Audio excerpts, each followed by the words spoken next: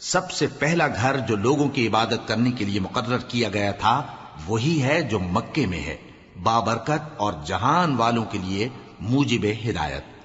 اس میں کھلی ہوئی نشانیاں ہیں، جن میں سے ایک ابراہیم کے کھڑے ہونے کی جگہ ہے۔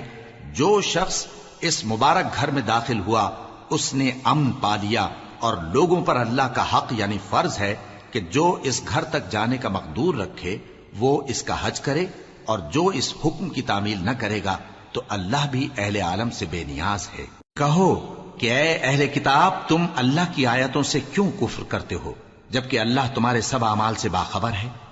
کہو کہ اے اہل کتاب، تم مومنوں کو اللہ کے رستے سے کیوں روکتے ہو، اور باوجود کہ تم اس سے واقف ہو اس میں کجی نکالتے ہو،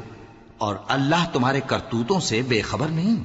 مومنو، اگر تم اہل کتاب کے کسی فریق کا کہا مان لو گے تو وہ تمہیں ایمان لانے کے بعد کافر بنا دیں گے،